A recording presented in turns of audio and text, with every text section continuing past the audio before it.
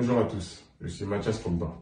Si vous regardez cette vidéo, c'est que mon frère Paul Pogba aura trouvé un moyen de me faire taire, soit en s'en prenant à moi, directement, physiquement, soit en tentant de me discréditer en m'accusant de choses que je n'ai pas commises. Peut-être même en trompant la police, comme il l'a déjà fait par le passé avec mon cousin. Et cela dans le but de me faire enfermer. Il y a de grandes chances que je ne serai pas le seul, car il tentera de faire taire tous ceux qui pourront le dévoiler, usant de sa célébrité, de son argent et de ses relations, et tous les moyens possibles.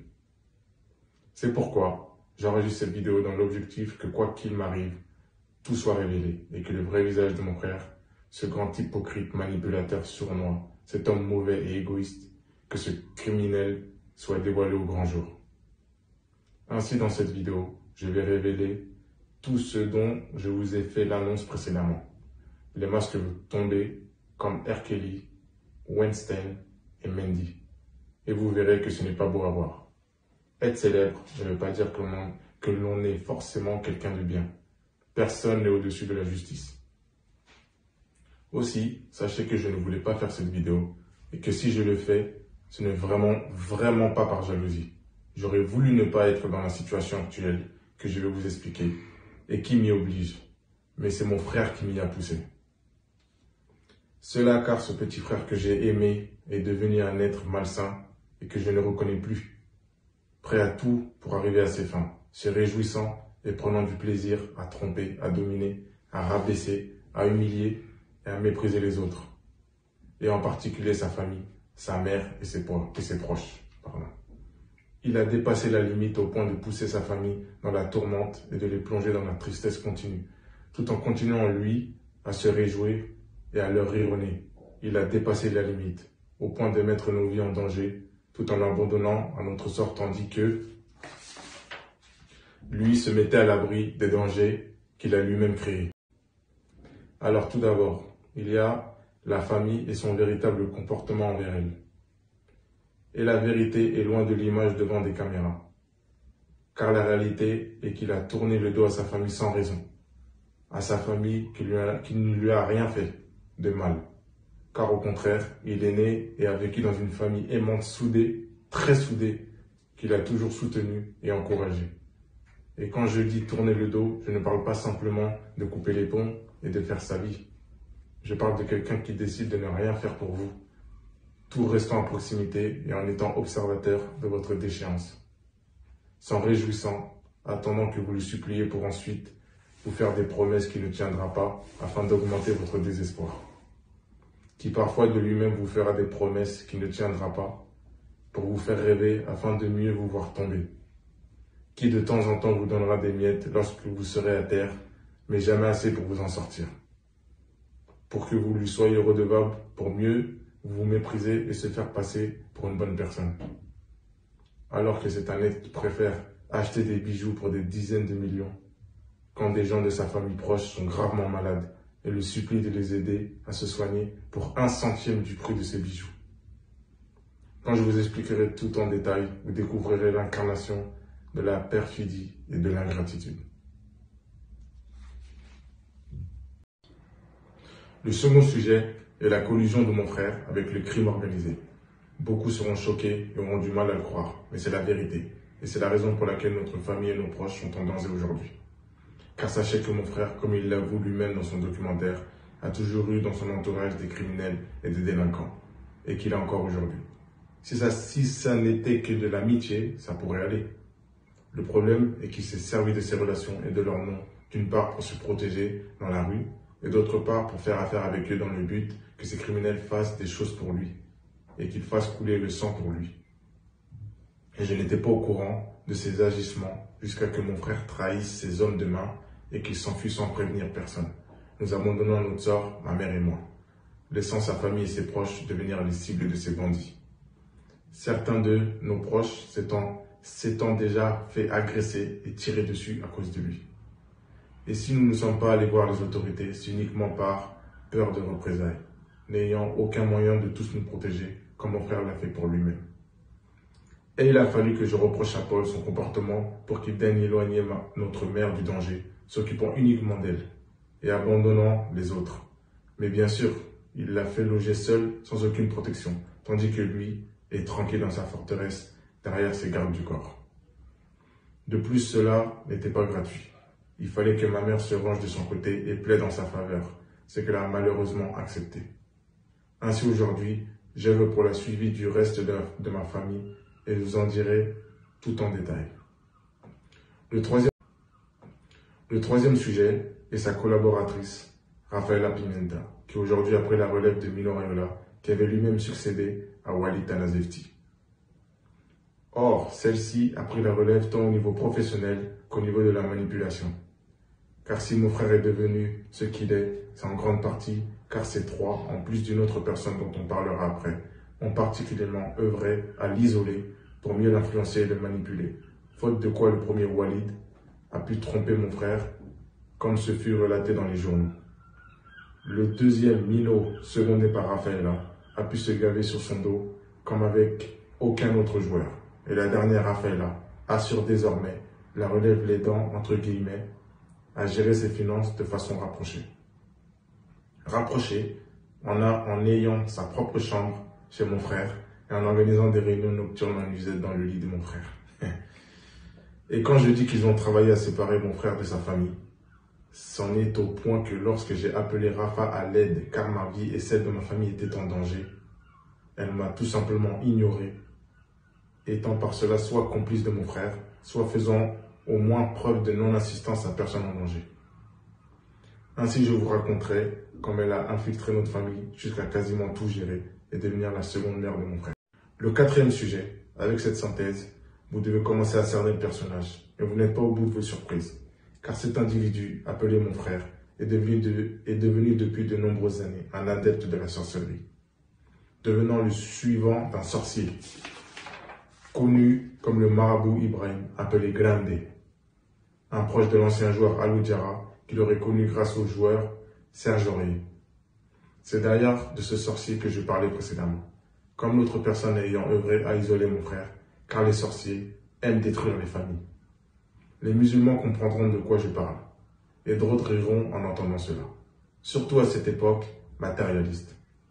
Mais le plus important ici, ce n'est pas ce que vous y croyez ou non, ou si cela marche ou pas.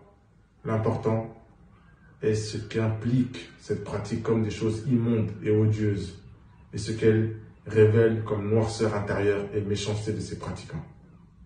Car, pour les rituels démoniaques, il vous sera demandé, en plus de votre argent, de blasphémer, d'accomplir des actes immoraux tels que le meurtre, le sacrifice d'innocents, le viol, la pédophilie, d'abandonner votre famille, de vous en prendre à votre famille et bien d'autres mauvaises choses. Quant à ce que mon frère a fait, tout d'abord, parmi ce qu'il y a de sûr, c'est que les criminels agissant en son nom ont fait couler le sang.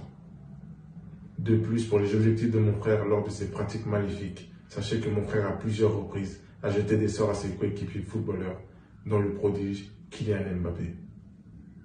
Que ce soit par jalousie ou pour gagner une rencontre. Mais nous en verrons plus avec plus de détails et plus de preuves, plus loin dans cette vidéo. Ainsi, on arrive au cinquième et dernier sujet, l'islam de mon frère. Et peut-être que là, vous voyez le problème, car l'islam et la sorcellerie sont incompatibles. Impliquant que quiconque pratique la sorcellerie en tant que prétendant être musulman n'est en fait qu'un grand hypocrite. C'est que l'islam nous apprend. Il s'agit d'un mécréant se faisant passer pour un musulman afin de mieux les tromper. Et c'est d'ailleurs ce que souvent les marabouts sorciers demandent à leurs adeptes, prétendent être musulmans pour mieux se cacher, mieux blasphémer et mieux répandre le mal. Ainsi, vous avez vu mon frère instrumentaliser l'islam et à la cause palestinienne pour se faire bien voir et gagner le soutien du monde musulman et des banlieues. Aller à la Mecque afin de bien se faire filmer pour les réseaux sociaux, pour avoir l'image d'un pieux, lui qui aime fréquenter les lieux des débauches de la nuit. Aussi, vous l'avez vu, se rapprocher des gens influents et célèbres dans la communauté musulmane, comme le combattant MMA, Khabib Nurmagomedov. Tout cela alors que, dans le même temps, il avait recours à fond à la sorcellerie. Et si vous doutez, sachez qu'il a reconnu cela et que de nombreux proches peuvent en témoigner. Ceux que vous avez ce que vous constaterez par la suite. Il l'a fait dans le but de nous faire croire qu'il regrettait et voulait changer, voulant surtout éviter que cela s'ébruite, mais le masque n'a pas tenu longtemps, retournant rapidement ses anciennes pratiques d'hypocrite, cherchant à isoler les gens pour mieux les discréditer, en faisant tout pour les faire taire, usant même d'intimidation.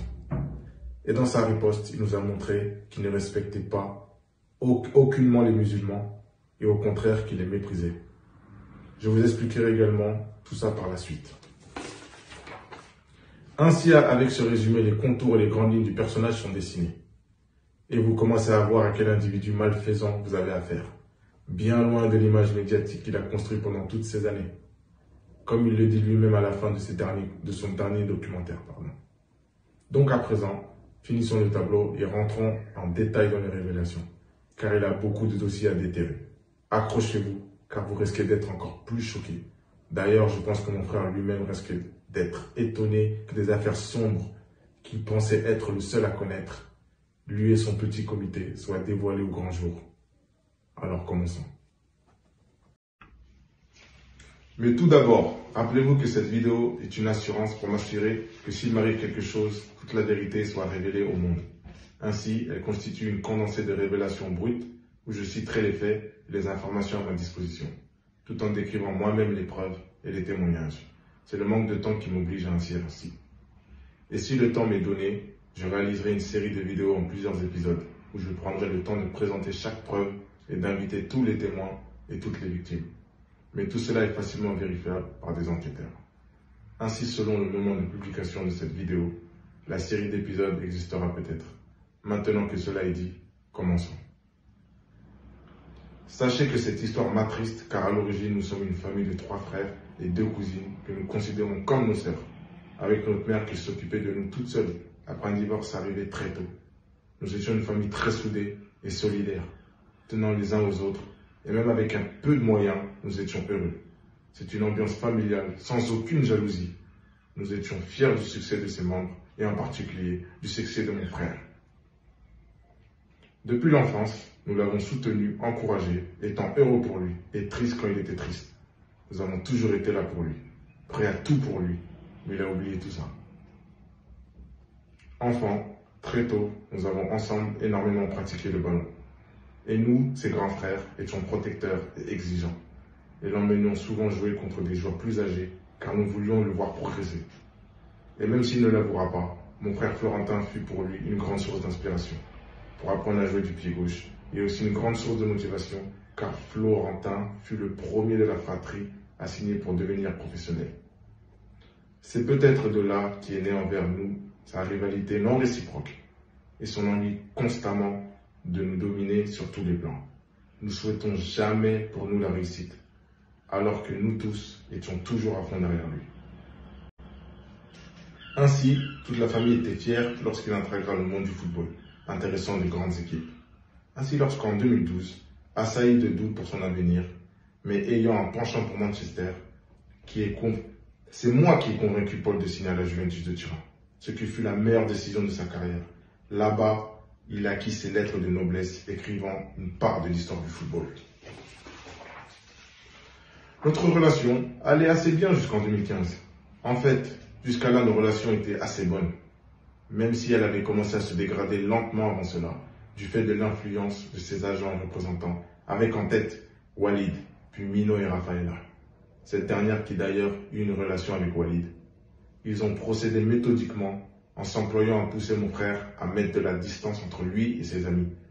Puis l'étape suivante a visé à limiter la proximité et l'influence de la famille, avec pour objectif qu'il n'écoute plus personne, hormis eux, en lui faisant croire que les idées venaient de lui. Mais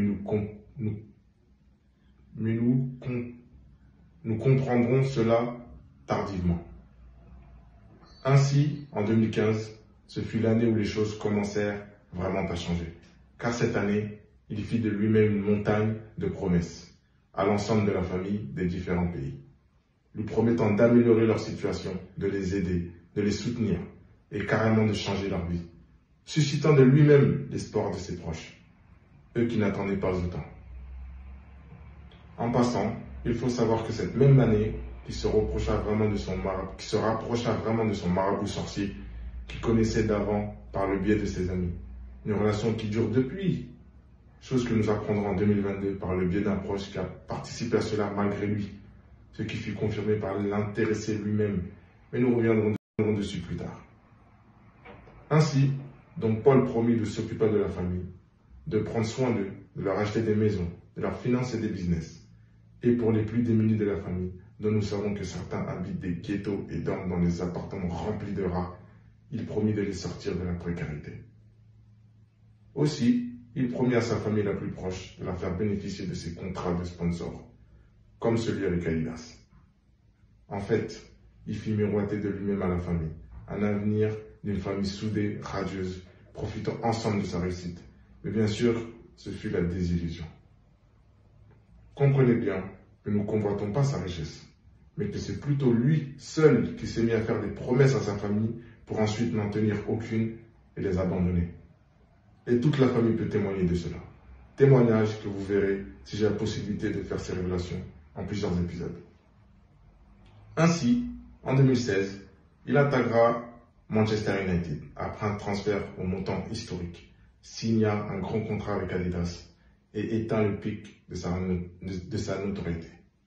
Et cela ne put se faire qu'après des tractations houleuses avec son ancien agent, Walid Tanazilti, qui après des années d'emprise sur lui, avait réussi à lui dérober ses droits à l'image en lui faisant signer des contrats de cession de droits à son insu. Ainsi, sous la menace d'un sabordage du transfert et du contrat de sponsoring, il a fallu débourser plus d'une dizaine de millions d'euros pour récupérer les droits afin que les transferts puissent se faire.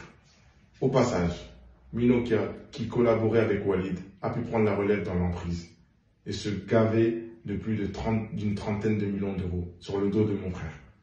C'est d'ailleurs à ce moment-là que Mino plaça Rafaela au plus près de mon frère. Elle qui l'avait déjà travaillé au corps, avec des réunions professionnelles nocturnes en nuisette, dans le lit de mon frère, au moins dès 2014, date où nous avons été témoins. 2016 marque aussi un changement du tout au tout. Mon petit frère devient complètement distant et hautain avec la famille, et même avec sa propre mère. Il oublie toutes ses promesses, et quand la famille les lui rappelle, notamment les plus démunis, il fait semblant d'oublier, change de sujet. Lorsqu'il répond, c'est pour finalement refuser d'aider en rabaissant, humiliant et méprisant les gens. Ainsi, mon frère jumeau et moi-même, avec des moyens bien moindres que notre petit frère, avons essayé d'aider au maximum pour soulager les difficultés de notre famille, assez nombreuses, ainsi que nos amis proches.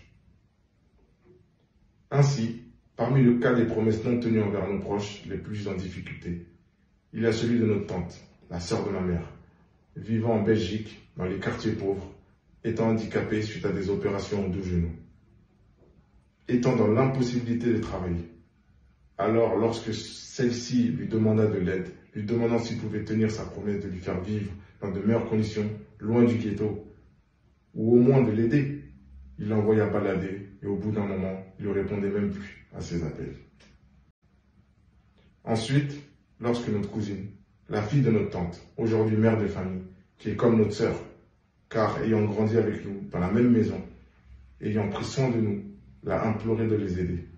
Il leur envoya au moins 10 000 euros couvrant une fraction de leurs dépenses, entre les soins de santé, le loyer, la nourriture et les dettes. Et lorsqu'elle le remerciait quand même, mais lui expliquant que ce n'était pas assez au vu de leurs problèmes, il lui répondit de façon hautaine qu'il n'était pas sa banque. Lui qui porte des montres à 300 000 euros. Et donc, depuis lors, il les a abandonnés, pouvant parfois rouler en Rolls-Royce à moins de 15 minutes de chez elle, sans même chercher à prendre de leurs nouvelles. Aussi, ce que vous devez vraiment comprendre ici, c'est le niveau immense d'ingratitude de mon frère envers notre tante directe, la grande sœur de notre mère, une femme de cœur et de valeur qui a toujours été là pour notre famille, notamment au début, quand nous n'avons rien. Elle nous a assistés tant moralement que financièrement. Et maintenant, vous voyez comment mon frère traite celle qui devrait être considérée comme sa mère, alors que par le passé, à certains moments, il fut nourri grâce à elle. Et donc, vous comprendrez aisément que cette situation puisse attrister et faire pleurer notre tante, non pour le manque d'argent, mais pour l'incompréhension du mauvais comportement de mon frère envers elle. Cela sans même parler de notre cousine, de notre sœur, qui prie de nous lorsque nous étions jeunes.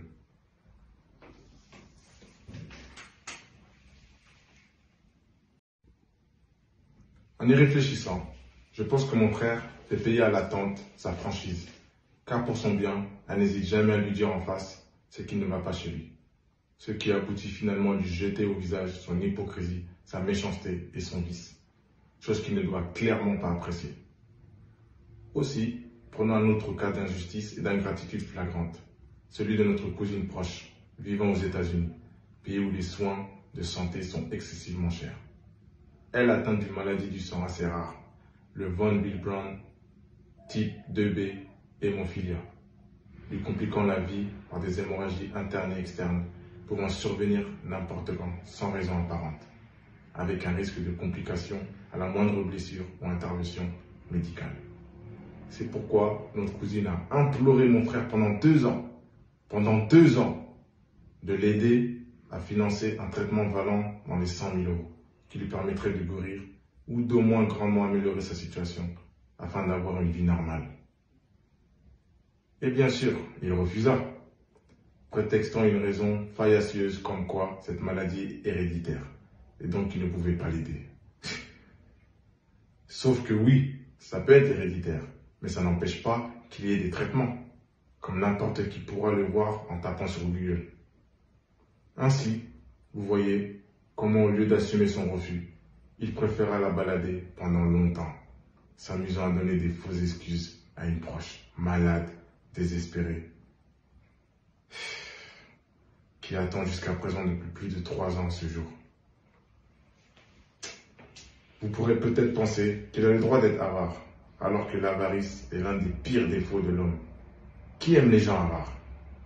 Mais n'oubliez pas que de base, c'est lui qui s'est proposé d'aider les gens et leur a fait la promesse, et que lorsqu'il n'avait clairement pas l'intention de donner, il balada les gens, laissa les plus désespérés le supplier pendant des années. Cela, alors qu'il n'hésite pas à offrir des Rolex ou des bagues en diamant, valant des centaines de milliers d'euros à l'ensemble de son équipe de foot, composée de gens n'en ayant pas besoin du tout, car eux-mêmes déjà extrêmement riches, tandis que la famille à qui il doit la vie est dans la situation totalement inverse. Aussi, dans la version longue, en plusieurs épisodes, vous aurez droit à tous les témoignages de la famille.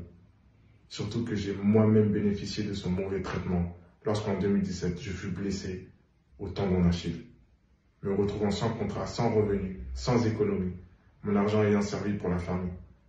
Et évidemment, il ne m'apporte aucune aide, bien que connaissant ma situation. Mais par contre, il ne se priva pas de chercher à me rabaisser à la moindre occasion, moi son grand frère.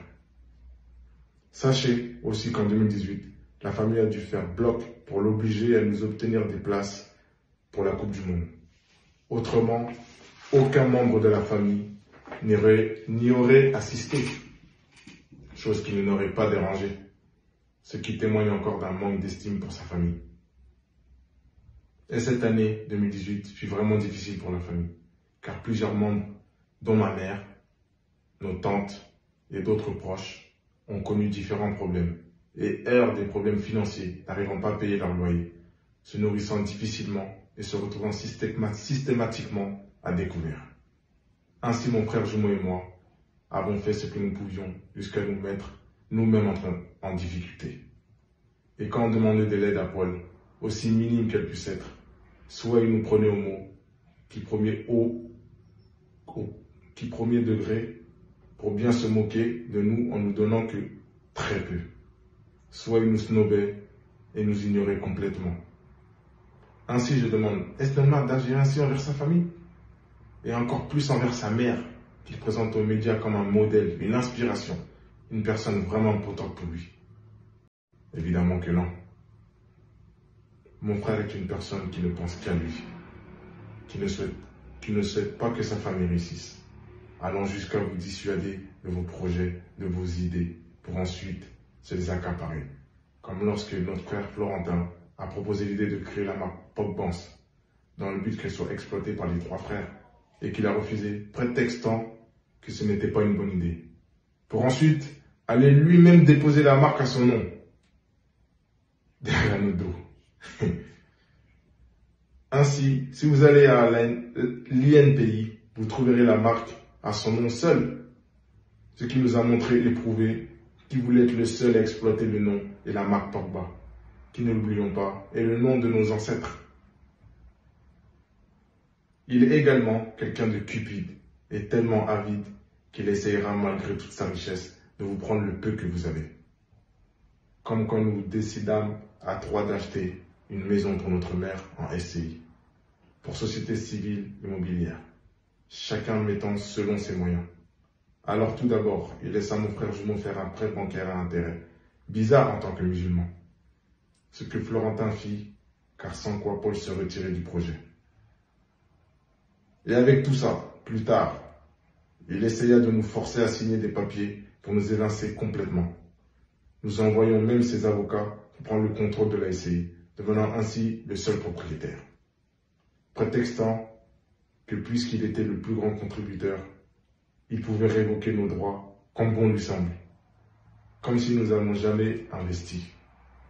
Voilà qui est mon frère. Il ne se rétracta à la fin qu'après avoir reçu une opposition ferme, et nous étions déterminés à aller jusqu'au bout, quitte à affronter les tribunaux et à rendre publique l'affaire. Dès lors, il chercha à nous amadouer en voulant bien nous consentir un prêt. J'ai bien dit un prêt, afin qu'on puisse aider la famille qu'il avait lui-même promis d'aider. Aussi, il a tellement de choses à dire sur son lot d'arrogance et de manque de respect, même envers sa propre mère, que je suis obligé de sélectionner. Et son comportement est tellement flagrant d'injustice que plusieurs footballeurs pros lui ont déjà parlé de cela. C'est une chose qui commence à se savoir. Il n'en a qu'à faire, il n'en a que faire. Et là, je n'ai même pas parlé de son indifférence et de son mépris envers notre famille en Afrique. Lui qui a dû être menacé par le gouvernement d'être interdit de territoire s'il n'allait pas en Guinée pour un événement organisé de longue date, où il avait accepté d'aller pour tenter de désister à quasiment la veille de l'événement. D'où son dernier déplacement là-bas. Et lorsqu'il séjourna en Guinée, il a pu voir la situation difficile de la famille et repartir comme si de rien n'était, sans faire aucun geste pour eux. Lui qui prétend aider l'Afrique, tout comme il a prétendu aider les démunis dans les rues de Manchester dans son documentaire. Alors que son ancien chauffeur, bras droit et ami d'enfance, qui est resté près de lui plus de 6 ans, ne l'a jamais vu faire cela, ne serait-ce qu'une seule fois. Ainsi, à la fin, je n'arrive à penser que mon frère a honte de ses origines, de sa propre famille. Et c'est pourquoi dans son documentaire, hormis notre mère, mon frère et moi, aucun autre membre de la famille n'est présenté. Et pourtant, ils étaient bien là à l'image. Je dis cela, et même nous ne sommes apparus que très peu à l'image, bien moins que le taux d'apparition de son avocate Rafaela et de son agent Mino. Aussi, ce manque de respect et de piété filiale est la raison pour laquelle certains membres de la famille ne lui adressent plus la parole depuis très longtemps. Maintenant, vous devez commencer à y voir plus clair sur Paul Pogba, sur comment il s'est construit une image de lui-même et de sa famille totalement fausse pour tromper le public. Vous pouvez commencer à voir comment les seules choses qui lui importent sont de préserver son image, de gagner de l'argent et d'en dépenser le moins possible. Cela valant à ses yeux bien plus que sa famille. C'est triste. Avec tout ce qui vient de vous être expliqué, il est facile de voir que mon frère a perdu tout sens commun. Les limites ont été dépassées depuis longtemps. Malheureusement, nous, sa famille, n'avions pas le recul nécessaire pour nous en apercevoir à temps. Avant qu'il ne soit trop tard. Avant que mon frère ne bascule complètement du côté obscur. Ce n'est que lorsque les conséquences négatives de ces actes ont commencé à nous atteindre au point de mettre nos vies en danger que nous avons réellement compris dans quelle impasse nous nous trouvions. Que mon frère s'était impliqué avec des gens très dangereux du crime organisé et nous, sa famille et ses proches, avaient tous été impliqués et que mon frère était bien décidé à nous laisser dans ce bourbier. Car voyez-vous, lorsque vous grandissez en banlieue populaire, il est presque impossible de ne pas avoir dans son entourage des amis, des connaissances qui ont basculé dans la délinquance, voire dans la grande criminalité. Et nous, notre famille, et donc mon frère Paul, n'échappe à cette règle. C'est pourquoi dans son reportage, il dit qu'il connaît des gens en prison et qu'il en a connu d'autres qui sont morts du fait d'avoir pris ce chemin. Ainsi, c'est normal pour un jeune de banlieue d'avoir ce type de fréquentation et de connaissances. Mais ce qu'il faut savoir, c'est que lorsque vous êtes issu de banlieue, tout en étant riche et célèbre, et que vous voulez être en sécurité, vous n'avez pas beaucoup d'issues. Soit vous quittez le quartier pour ne jamais revenir en vous assurant qu'on ne puisse jamais accéder à vous, ce qui est difficile face à des gens déterminés, dangereux et possédant de grands moyens et des contacts qui, grâce à Internet, peut savoir n'importe quand à quel endroit vous êtes et qui, avec les moyens modernes, peuvent se déplacer facilement dans le monde. Soit vous montrez que vous vous sentez redevable envers le quartier, qui vous a vu grandir et vous décidez de rendre l'appareil, en faisant bénéficier les habitants d'une grande part de votre réussite, de sorte à ce qu'ils vous aiment, ce qui implique d'aider vraiment, de rester humble et de montrer que vous n'avez pas changé, ce qui fera que les gens vous aimeront, vous respecteront et iront jusqu'à vous défendre, car vous ferez partie des leurs et que vous êtes de la famille. Ou sinon, une issue encore, est-ce que vous deviniez la cible des roquettes par les caïds du secteur, qui par la force des choses assureront votre sécurité contre les caïds des autres quartiers. Et énormément de footballeurs, de sportifs et de célébrités issus des quartiers sont dans cette situation. La dernière issue étant de devenir soi-même un caïd, dans la lumière ou dans l'ombre, s'intégrant à une équipe de criminels déjà en place. Et vous l'aurez compris, c'est pour cette dernière voie que mon frère a opté. Mais pour ce faire, il fit preuve d'une grande fourberie. En effet, très jeune, il quitta le quartier pour jouer à l'international. De ce fait, il mit d'abord une distance entre lui et le quartier. Le problème étant que sa famille y résidait toujours et qu'il serait obligé d'y revenir. Ainsi, sûrement sur conseil de Walid au début, il décida, par le biais de ses amis d'enfance, de se rapprocher de personnes respectées dans la rue, notamment de gens qui se trouvaient en prison pour de longues périodes. Alors, il prit contact avec eux en obtenant leur numéro mobile secret pour pouvoir les appeler et se rapprocher d'eux. Il paya les frais d'avocat par le biais de leur famille. Il leur fit de la lèche à leur sortie de prison occasionnelle en les considérant comme des grands frères, les arrosant et leur famille par des cadeaux et de l'argent. Bien sûr, par des sortes bien moindres que ce que lui coûterait une protection, puisqu'il faisait partie de la famille. C'est ainsi qu'il put utiliser leur nom dans la rue. Et ces rapprochements sont connus partout à Roissy. C'est pourquoi il pouvait marcher dans la rue sans être inquiété et sans avoir à débourser quoi que ce soit, même si cela ne lui a pas empêché d'attirer le mépris du reste de la population du quartier. Car il était clair que cette personne, mon frère, était pour tous qu'un pingre égoïste. Ainsi, il s'assura d'être considéré comme la famille par ces gens dangereux, afin de bénéficier de leur protection. Et cela sans avoir vraiment fait profiter le quartier de sa réussite. Mais le terrain de foot à son nom ne fut pas financier par lui, mais par Adidas, dans un objectif marketing. Ainsi, jusqu'à là, on peut se dire qu'il a été malin malgré sa radinerie, qu'il a réussi à bénéficier de l'influence sans se mouiller. Mais malheureusement, les choses se passent rarement aussi bien que prévu. Ainsi, son immense fortune attira la convoitise de d'autres équipes d'Île-de-France. Ainsi, grâce au nom des caïds qu'il utilisait, qui eux se trouvaient encore en prison, il se mit en contact avec des équipes à l'extérieur dans le but d'être protégé, que ces gens puissent riposter pour lui et qu'il puisse agir à sa demande. Et ce que nous savons depuis que mon frère nous impliquait malgré nous, c'est que ces gens aient effectivement agi pour lui, qu'ils se sont occupés des équipes qui voulaient s'en prendre à lui en faisant couler leur sang et en envoyant un message à l'ensemble de l'Île-de-France. Comme quoi, personne ne touche à Paul Pogba. Il semble également qu'ils aient accompli beaucoup d'autres choses pour lui.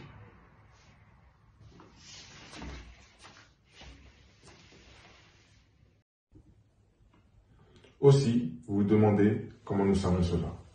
La vérité, c'est que pendant longtemps, nous ignorons cela, jusqu'à dernièrement où ces gens ont décidé de s'en prendre à nous, parce que mon frère a décidé de ne pas honorer les termes de leur accord, car prendre les armes pour lui n'était pas gratuit. Or, mon frère ne leur a pas donné ce qu'il leur avait promis, et il s'est rapidement enfui dans ses demeures sécurisées à l'étranger.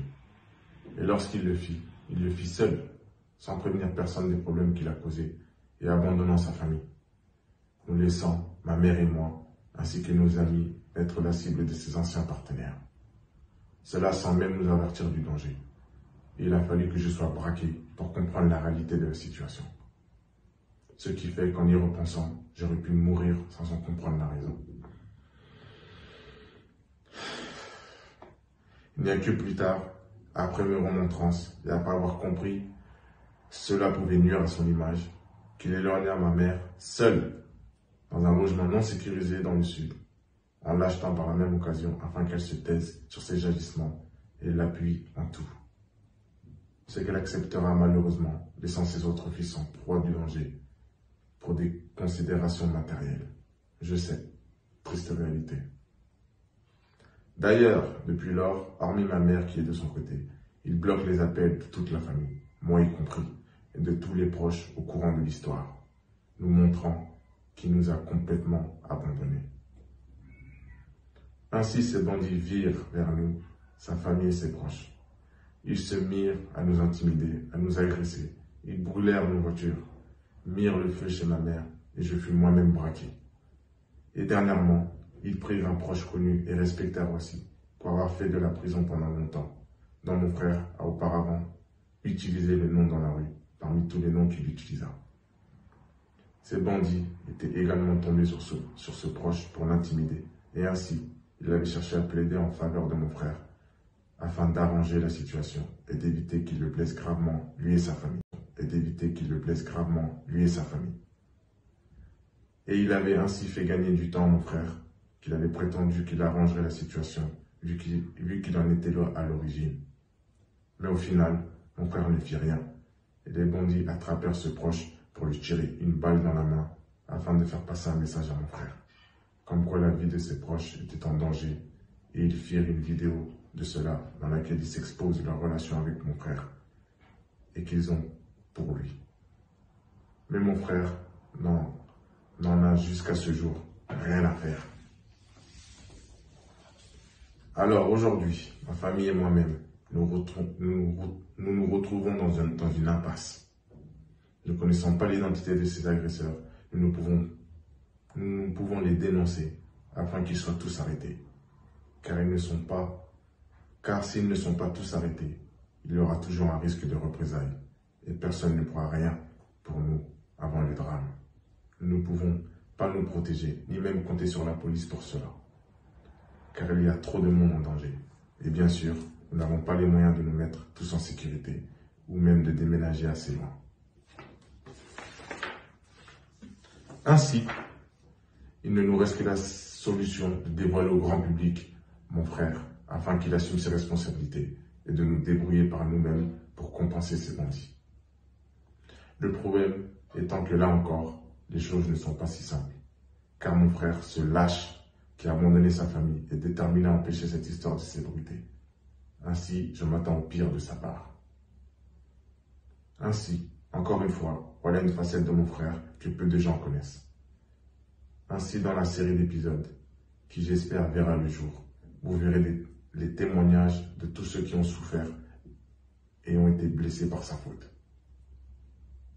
Ainsi, aujourd'hui, nous ne souhaitons qu'une chose, sortir de ce cauchemar et pouvoir retourner à une routine quotidienne paisible, sans histoire, sans mon frère et son influence néfaste. Voilà l'enjeu de notre combat actuel.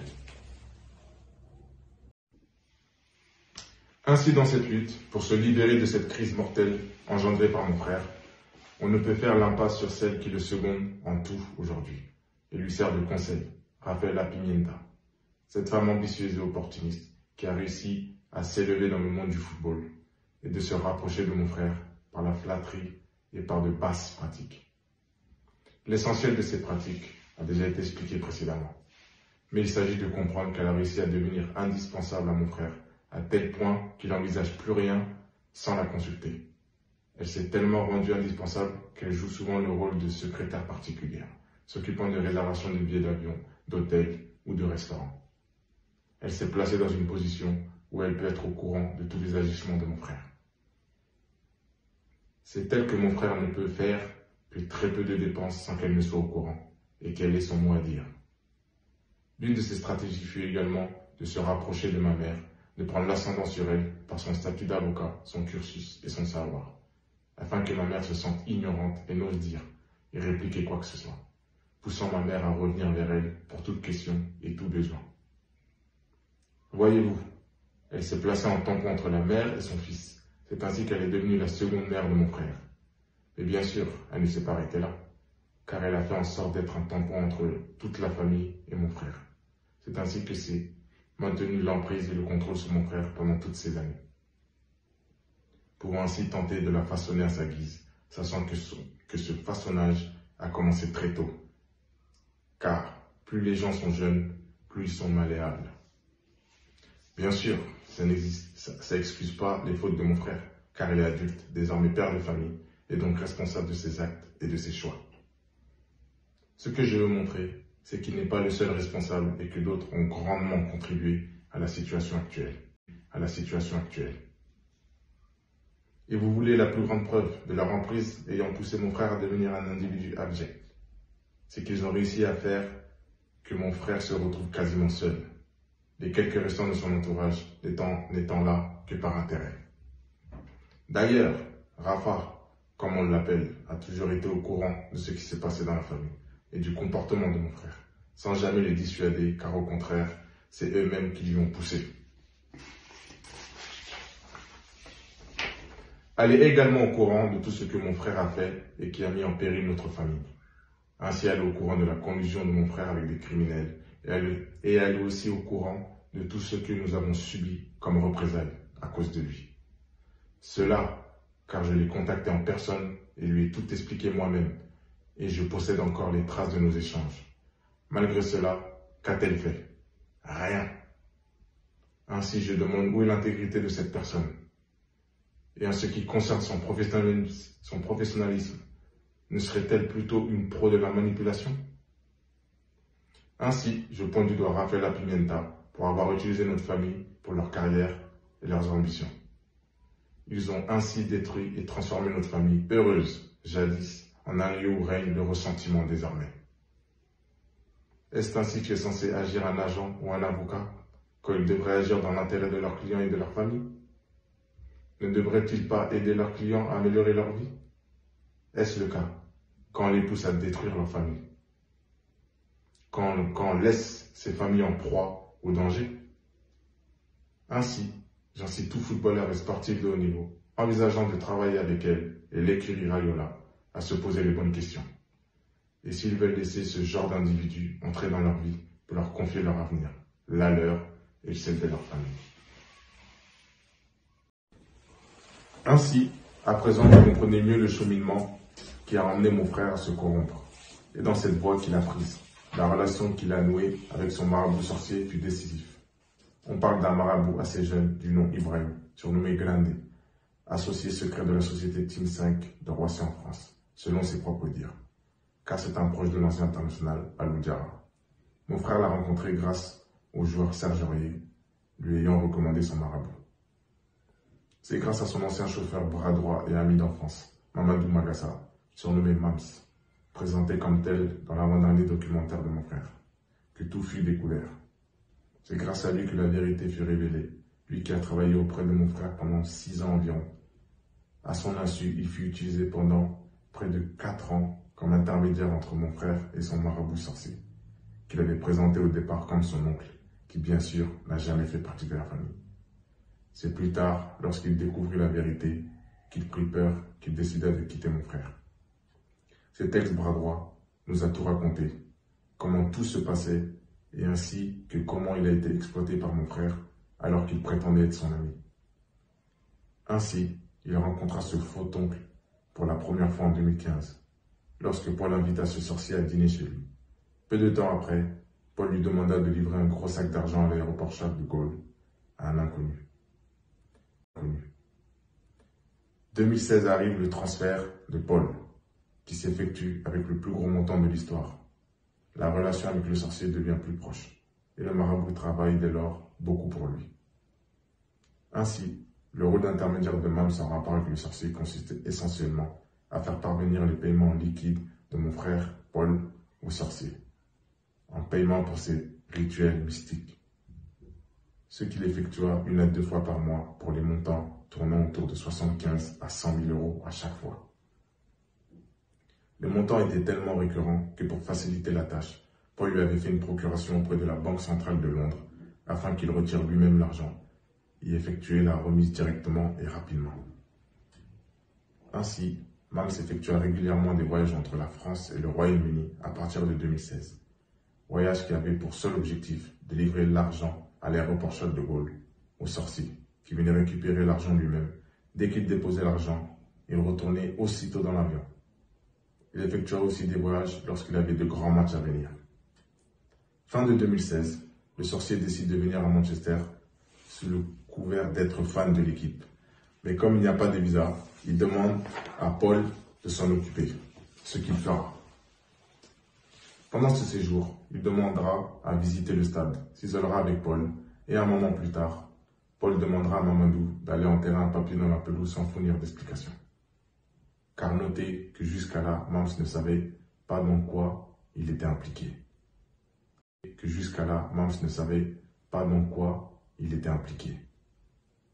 Or ce papier enterré est connu comme pratique des marabouts sorciers qui demandent à leurs adeptes d'aller enterrer des talismans, action qui s'inscrit des rituels afin de jeter des sorts maléfiques. À cette époque, Mams se pose de plus en plus de questions avec ses pratiques douteuses sans qu'on lui fournisse d'explications. Mais au bout d'1 an de rencontre avec le sorcier, les deux commencent à sympathiser. Et celui-ci se met à s'ouvrir et commence à parler de lui. Et au bout de 2 ans, en 2017, le sorcier dévoila enfin ce qu'il est, la vraie nature de sa relation avec mon frère et le travail qu'il effectue pour lui. Il lui révéla qu'il travaille pour de nombreuses célébrités de différents milieux, dont plusieurs footballeurs professionnels, et que son travail mystique pour Paul consiste à lui prédire l'avenir, à le faire briller, le mettre en lumière, augmenter ses performances, saboter les matchs, jeter des sorts à ses ennemis ou d'autres footballeurs pour les empêcher d'être performants ou alors pour détruire leur potentiel. Pour illustrer ses propos, il lui donna plusieurs exemples de choses qu'il avait faites pour Paul, des travaux de divination et de manipulation de résultats de matchs, comme pour la finale de l'Euro 2016, où il se passa des choses bizarres, comme la nuée de papillons juste avant le match. Au fur et à mesure des rencontres, le sorcier n'hésite plus à lui dire le travail mystique qu'il doit effectuer, comme pour l'Europa League, pour lequel il travailla pour assurer la victoire. Mams reste en continuant à être sceptique. Pendant ce temps, Paul s'étant laissé convaincre et croyant de plus en plus à son sorcier, il passe de plus en plus de temps à converser avec lui, ressortant joyeux et confiant après ces discussions. Lorsque mon frère et son marabout sorcier se rencontrent, ils s'isolent pendant de longues heures. Parallèlement à cela, Paul fait de plus en plus de cadeaux à son gourou, lui offre une Cadillac, lui envoie encore plus d'argent. Les envois d'argent sont tellement importants qu'en plus de Mams, il a recours à d'autres coursiers. Un jour, le sorcier se fit arrêter en France avec une très forte somme d'argent, que la police lui demande de justifier. Ainsi, Paul les appellera lui-même pour confirmer que c'était de l'argent qu'il lui avait remis. Cela ne suffisant pas, la police demanda un justificatif et c'est Mams qui sera chargé d'effectuer l'envoi du document. En constatant tout ce qui se passait, Mams essaya de confronter Paul en l'interrogeant, celui-ci ne sachant pas que le sorcier avait déjà tout révélé. Même la façon dont il dépensait l'argent reçu, en investissant dans différents business comme le Team 5 de Alou Diarra, Paul continua à mentir en lui présentant toujours comme son véritable oncle, qui gérerait ses donations humanitaires en Afrique. Oncle qui serait un pieux musulman faisant des prières pour lui. Ainsi, constatez vous-même le niveau d'hypocrisie au point de faire passer un sorcier qui prétend connaître l'avenir que seul Dieu connaît et qui se revendique comme travaillant avec les démons pour quelqu'un de pieux, proche de Dieu. Et bien sûr, cette aide en Afrique ne s'est jamais manifestée, sauf peut-être pour aider le patrimoine du sorcier sur le continent à grossir. Aussi, Mams alla interroger la famille sur cet oncle pour constater que personne ne le connaissait et donc qu'il n'a jamais fait partie de notre famille. Suite à cela, le tournant fut la Coupe du Monde 2018, où Paul, encore plus croyant envers le sorcier qu'envers Dieu, chargea le sorcier d'un gros travail afin d'assurer la victoire de l'équipe de France. Ainsi, le sorcier confirma lui-même à Mams que le travail avait été déjà effectué. Et après la victoire de l'équipe de France, c'est là que Mams commença vraiment à être effrayé. Après cela, Paul continua de plus belle avec son sorcier, notamment pendant la Ligue des Champions pour s'assurer que Manchester passe. Et celle-là se passa à l'action de trop pour Mams. Pour le match retour, Manchester United, Paris Saint-Germain. À la demande de Paul, le sorcier a été chargé de neutraliser Kylian Mbappé, qui connaissait alors une ascension rapide, dépassant largement la notoriété de Paul. Ce fut bizarre pour Mams de constater que pendant ce match, Kylian fut l'ombre de lui-même face à une équipe de réserve. Le problème était que, dans le même temps, Paul faisait tout pour se rapprocher de Kylian, comme on pouvait le voir dans les médias, prétendant l'apprécier et être son ami. Il l'appelait souvent. On les voyait bras dessous, bras dessous. C'est allé tellement loin que Kylian a presque failli conditionner son prochain contrat avec le PSG, ainsi Paul venait également jouer au PSG. Cela alors que derrière son dos, Paul lui faisait de la sorcellerie afin de saboter ses matchs. Le même sorcier a d'ailleurs dit à Mams, après le match, qu'il devait stopper la sorcellerie en cours sur Kylian au risque de détruire sa carrière, sachant qu'il était payé à la tâche. Sûrement que mon frère, toujours près de ses sous, n'a pas payé assez pour un boulot à long terme, ou que le sorcier voulait le faire payer un maximum. Tout cela, sachant que selon Mams, mon frère a énormément payé pour ses prestations mystiques, au moins plus de 4 millions d'euros, pendant qu'il était encore là-bas, et sûrement plus du double depuis qu'il est parti. Cela, quand dans le même temps, toute sa famille était dans le besoin, à croire qu'il échangeait sa famille contre la réussite. Chose souvent demandée par les sorciers, surtout que notre famille subit malheur sur malheur ces dernières années. Enfin, cette attaque sur Mbappé fut la goutte de trop pour Mams, car il réalisa que l'individu mauvais est mon frère, pouvant prétendre votre meilleur ami alors que dans le même temps, il cherche à vous détruire. Un individu prêt à tout pour arriver à ses fins. De plus, il se remémora la façon dont s'est comporté mon frère avec lui durant toutes ces années. Par la bouche, il était le bras droit, mais dans les faits, il était le larbin, exploité et payé au noir. Alors que d'autres footballeurs, lorsqu'ils font appel à leur meilleur ami pour les aider dans leur carrière, leur payent grassement des 10 000 euros, voire plus, afin qu'ils profitent eux aussi du succès et améliorent leur vie. Lui était payé de base 2 000 euros au noir, qui plus tard fut baissé à 1 500, et certains mois, il n'était payé que 500 euros, alors que Paul prétendait être son ami, à qui il voulait du bien, et à qui, bien sûr, il a aussi fait des promesses non tenues. Cela alors que de base le métier de chauffeur de maître que Mams faisait sans même parler de ses autres tâches est payé plus que cela, soit 2 400 euros en moyenne. Salaire qui monte en travaillant pour des personnalités fortunées. Et mon frère, n'est-il pas fortuné? Et n'est-ce pas son ami d'enfance, son bras droit? En tout cas, cela marqua la rupture entre eux. Mams décida de fuir ce milieu et rentrer chez lui. Mais Paul justifia son départ comme un licenciement pour vol, alors que ce qu'il lui reproche est une chose dont il était au courant et avait laissé faire. Car mon frère avait laissé à Mams une carte bancaire limitée à 2 000 euros par mois pour les courses et les diverses dépenses pouvant survenir, et c'est à Mams de gérer à sa guise.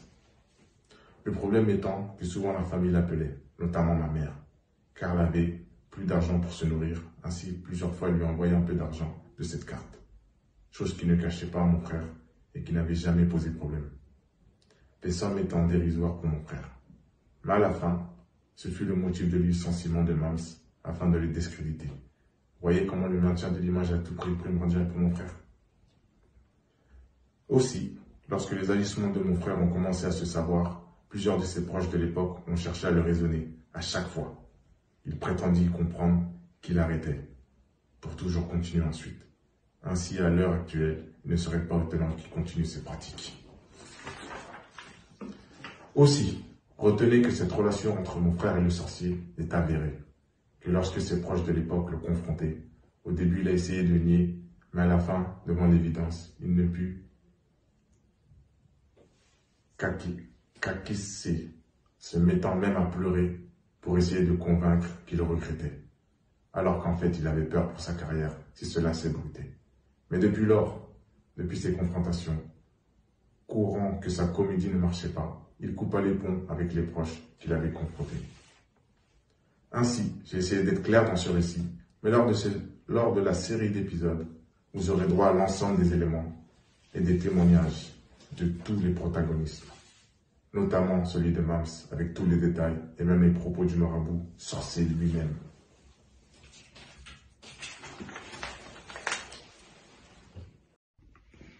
Ainsi, sachez que la nature de l'hypocrite est de cacher sa vraie nature et il est très difficile de les débusquer. Il faut les côtoyer pendant longtemps pour s'apercevoir qu'il y a un problème et les fréquenter pendant des années pour réussir à vraiment les connaître. Mais à long terme, la vérité apparaîtra toujours, car il y a toujours des incohérences entre l'intérieur, les paroles et les actes. Ainsi, tout ce que vous venez d'entendre est ce que ma famille et nos proches ont vécu pendant une dizaine d'années. Et si vous comparez ce récit avec l'image que mon frère essaie de renvoyer dans les médias, son hypocrisie vous sera claire et flagrante. Et si Mams regrette d'avoir participé à tout ça, étant profondément désolé pour Kylian Mbappé, même s'il était ignorant de tout ce qui se passait vraiment, c'est complètement l'inverse avec mon frère, qui s'entête de son hypocrisie, n'exprimant aucun remords sincère. Ainsi, si j'ai parlé de l'islam dans mon récit, c'est que, pour mon frère, l'islam est un élément clé dans sa stratégie de communication, notamment envers les banlieues, dont la majorité de la population est musulmane. Beaucoup de footballeurs français sont issus de banlieues et sont musulmans. Ainsi, en étant musulman, il est plus facile de se faire apprécier d'eux. De plus, avoir les musulmans derrière soi est une manière efficace de booster sa notoriété grâce aux followers musulmans. Mais surtout, tout le monde aurait pu constater le changement dans les stratégies de grandes marques, notamment les marques de luxe, qui ont opté pour la même stratégie qu'Adidas, avec qui mon frère a signé pour devenir leur égérie d'Europe. Leur stratégie se tournant désormais vers le hip-hop, le rap, le streetwear et les banlieues. Aujourd'hui, aucune classe sociale n'échappe à cette culture urbaine. Il faut voir l'émergence et la popularité de rap aujourd'hui. Et comme il est dit question mode, si Paris influence le monde, la banlieue influence Paris. Donc, s'assurer une place dans le cœur de la banlieue, c'est s'assurer une place de choix auprès des grandes marques. Ainsi, niveau humain, la stratégie de mon frère Paul consista à montrer son islam à tous et partout, invoquant Dieu et se prosternant en plein terrain, multipliant les pèlerinages à la Mecque, dont vous verrez les photos sur les réseaux avec des groupes de musulmans souriants, contents de côtoyer une star musulmane. Multipliant les interviews pour raconter sa conversion, parler de sa vision de l'islam. Profitant de chaque événement musulman pour rappeler au monde qu'il est là. L'objectif étant de paraître le plus pieux possible, de pouvoir se faire apprécier des personnes influentes de la communauté, voire de pouvoir se rapprocher d'eux afin d'obtenir leur validation pour être encore plus apprécié par la communauté et donc gagner en notoriété, ce qui augmentera au final son prix pour les marques. Cela alors que dans ces mêmes médias sociaux, il n'hésite pas à montrer qu'il aime la fête et le monde de la nuit. Exemple d'incohérence entre les paroles et les actes. Bien sûr, cela lui permet aussi de gagner des points auprès de son sorcier, qui acceptera encore plus volontiers de l'aider en tant que coupable des pires crimes auprès de Dieu. Aussi, je vous ai déjà parlé du fait que l'islam est incompatible avec la sorcellerie, et que celui qui s'adonne à cette pratique est considéré par tous les musulmans du monde comme un grand hypocrite, et qui ne peut être considéré comme musulman. Aussi, j'aimerais signaler son comportement à l'égard de nombreux musulmans que mon frère a côtoyés, notamment à la Mecque. Musulmans qu'il appréciait du fait de s'être fait avoir par la fausse image de Dieu qu'il renvoie. En effet, tout comme avec notre famille, il s'est engagé à aider beaucoup de musulmans pour au final ne pas tenir sa promesse. Il s'est engagé auprès d'associations s'occupant des familles musulmanes en difficulté, de par le monde pour les aider régulièrement. Or, après avoir envoyé quelques miettes à une association, il fait la sourde oreille à tous et changea de numéro. Et les gens l'attendent toujours, tristes de l'avoir simplement rencontré, lui qui a alors suscité tellement de faux espoirs. En fait, ce n'est pas étonnant pour qui le connaît, car comment pourrait-il aider autrui s'il n'est pas capable d'aider sa propre famille de sang? Et ce qu'il y a de plus exaspérant dans tout ça, c'est d'abord qu'il n'aide pas, mais qu'en plus il ne paye pas sa zakat. Des proches musulmans lui ayant reproché cela, il s'est engagé à le faire, mais au final, il ne fit rien. Quand on connaît l'importance de la zakat dans l'aide aux plus démunis de la communauté, refuser de le faire devait être suffisant pour les musulmans pour comprendre les mensonges de mon frère. Quand il dit aimer la charité, vouloir aider les musulmans, la Palestine ou l'Afrique. Ainsi, mon frère Jumeau et moi, étant également devenus musulmans, en étudiant et en apprenant ce que doit être un musulman, son hypocrisie n'a été que plus claire pour nous. Ainsi, il est important pour nous de mettre en garde les musulmans du monde, car notre petit frère Paul Pogba, car il ne mérite vraiment pas d'être écouté, suivi ou pris comme modèle. L'avoir observé pendant toutes ces années nous a permis d'acquérir la certitude que cette personne ne respecte ni Dieu, ni l'islam, ni les musulmans, et qu'il n'a encore plus rien à faire des adeptes des autres religions, à l'exemple des chrétiens et catholiques. C'est à se demander si lui, qui ne respecte pas sa mère, a le moindre respect pour quelconque être humain. Alors, peuple français, anglais et italien, retenez que mon frère n'est pas un héros et qu'il n'a aucun respect pour vous. Il n'aime et ne respecte que son image et l'argent. En conclusion, ainsi nous arrivons à la fin de ces nombreuses révélations. Même si pour aller vite, beaucoup de détails n'ont pas été omis, mais j'espère avoir la chance de pouvoir développer ce récit en détail en l'accompagnant de nombreux témoignages des témoins et victimes, afin qu'il n'y ait aucun doute sur tout ce que je viens de vous raconter et sur la véritable personnalité de mon frère, afin que quiconque le rencontre soit sur ses gardes pour ne pas souffrir de sa mauvaise influence. Et je vous le dis, côtoyer mon frère Paul Pogba ne vous apportera rien de bon et positif dans votre vie.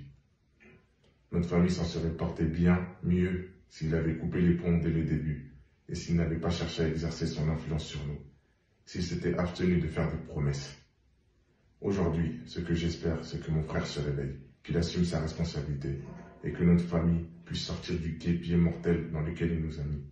Car rappelez-vous, nous sommes en danger à cause de lui et je pourrais me faire tuer n'importe quand par sa faute. Mon souhait, pouvoir retrouver une vie normale. Merci de m'avoir écouté. J'espère que vous avez aimé la vidéo, et n'oubliez surtout pas de vous abonner sur la chaîne SLK Prod. Merci et à bientôt.